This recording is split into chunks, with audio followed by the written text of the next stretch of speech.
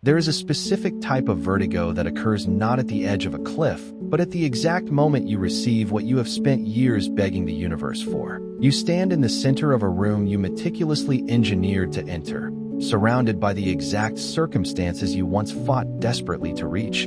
And instead of feeling triumph, you feel a chilling, disorienting distance. The faces of the people around you look unfamiliar. The air feels thinner. You realize, with a sudden, quiet horror, that the version of you who wanted this has vanished, and the version of you who has finally arrived does not actually know how to breathe in this new atmosphere. We are culturally conditioned to believe that the pursuit of an extraordinary life is a simple bridge from dissatisfaction to fulfillment. But what if the architecture of human ambition contains a hidden trapdoor? What if the very act of stretching your mind beyond the limits of your current reality physically severs your tether to the world you left behind, long before you ever reach your destination? Why is it that the closer you get to becoming someone remarkable, the more you begin to feel like a ghost haunting your own life? The reason this feeling is so pervasive yet rarely discussed is that we mistake a structural change in our perception for a temporary emotional slump. When you decide to pursue something intensely, whether that is a mastery over your craft, a radical shift in your physical health,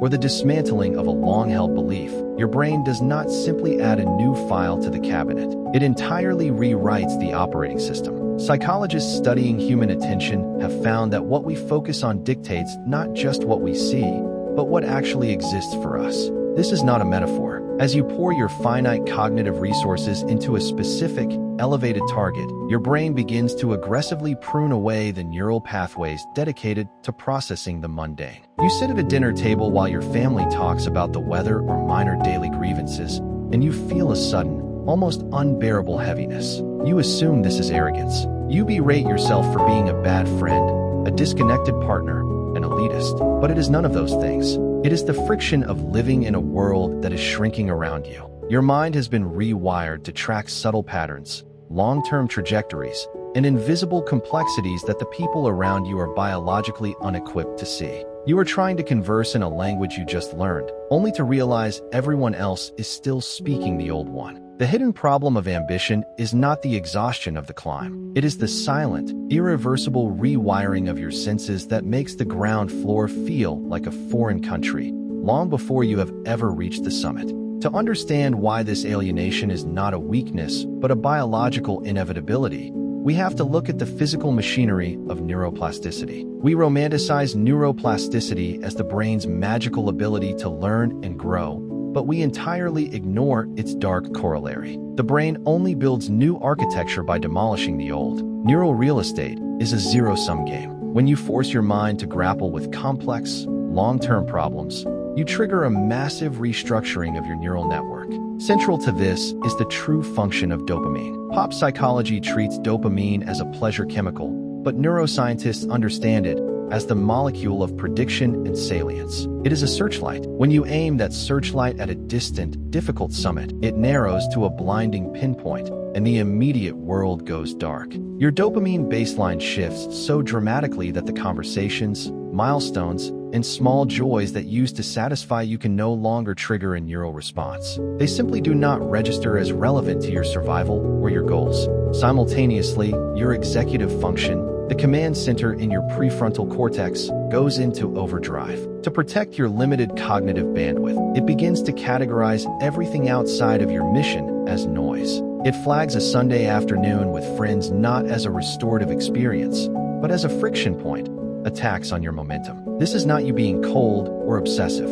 This is your brain ruthlessly optimizing its hardware for a singular, demanding objective. Even your memory architecture mutates. You stop forming rich, emotional, episodic memories of the present because your brain has determined that the present is merely a waiting room. You begin to encode reality purely as logistical data to be used for the future. The science of ambition is not the science of addition. It is the science of sacrifice at the cellular level, where your nervous system systematically starves the parts of you that used to know how to be ordinary.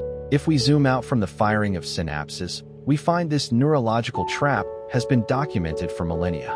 Schopenhauer believed that beneath our ambitions lies a blind, ravenous force he called the will. He revealed the terrifying joke of greatness. Achieving your goal does not satisfy this force.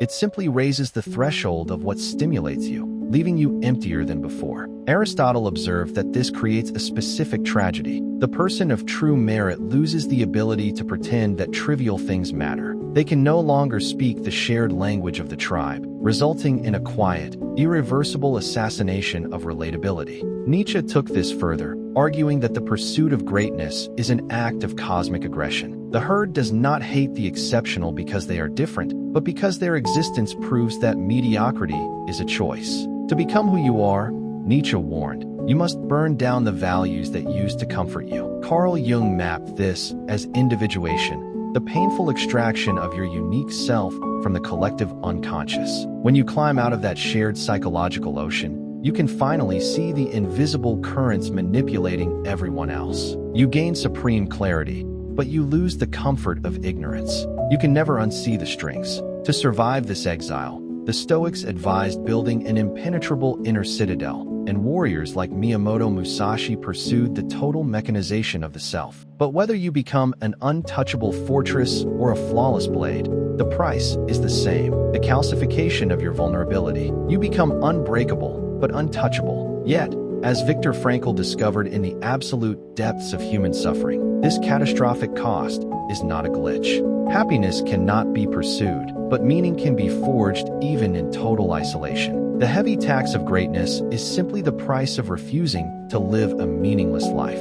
History is littered with the lives of those who paid this exact neurological and philosophical tax. Look at Isaac Newton. We remember the myth of the falling apple, but we ignore the reality of the man. During his years of intense, world-altering creation, Newton barely slept, barely spoke, and entirely severed his ties to society. We often diagnose him retrospectively with various neuroses, but through the lens of extreme cognitive focus, his isolation was a mechanical necessity. His mental bandwidth was entirely consumed by the invisible mathematics of the universe. He possessed no processing power left for human pleasantries. Newton did not fail at friendship. His brain had aggressively pruned the very pathways required for it. He became a ghost in his own time because his perception was already living centuries in the future. Marie Curie embodies a different, darker facet of this cost: the total mechanization of the self. For years, she stood in a freezing, leaking shed, manually stirring boiling vats of pitchblende to isolate a single gram of radium. She did not just work hard. She turned her own physical nervous system into a crude extraction tool. She sacrificed her literal tissue to radiation, and she surrendered her emotional availability to the societal norms of her era, becoming a flawless instrument of discovery long before she was allowed to be a vulnerable human being. And then there is Nikola Tesla, perhaps the purest historical manifestation of this ontological exile. Tesla did not use blueprints or prototypes. He built entire rotating magnetic fields in his mind, running them for weeks to see where they would wear down. He existed on a perceptual frequency that was fundamentally incompatible with the industrialists and ordinary citizens surrounding him. He ended his life alone in a New York hotel room, feeding pigeons, not because he was defeated by the world, but because the gap between his internal reality and the external world had become an unbridgeable chasm. These figures did not simply sacrifice their time or their comfort. They surrendered their baseline humanity to act as fleshy conduits for truths the rest of us were never built to see. You cannot reverse the neuroplastic changes required for mastery, and attempting to fake normalcy will only tear you apart. The transformation begins with radical acceptance of the tax. Stop feeling guilty for your alienation. That guilt is merely a residual instinct from the collective unconscious trying to drag you back into the water. When you feel that distance at a social gathering, do not berate yourself. Observe it as proof that your perception is expanding. Second, because your brain is pruning away the mundane, you must deliberately preserve one human anchor completely disconnected from your ambition. Not a hobby to master, but a practice of raw vulnerability. Something that forces your nervous system to remember it is made of flesh, not just executive function. Finally, rename your isolation. Loneliness implies a failure to connect. Exile implies a purposeful departure. When you reframe that heavy void from a personal deficiency into the necessary architecture for your meaning, the pain stops being a wound and starts becoming the fuel for your ascent. There is a moment, usually in the dead of night, when the illusion shatters completely. you realize the bridge back to the herd has not just collapsed. It was never there to begin with. You were never walking toward greatness. You were waking up from a shared dream, and the waking world is profoundly quiet. The people you love are still asleep in that dream. They will call out to you from the warmth, begging you to close your eyes and return. And you will stand at the edge of their reality, feeling the freezing air of your own, realizing that to go back to them, you would have to lobotomize the very part of your mind that makes you who you are.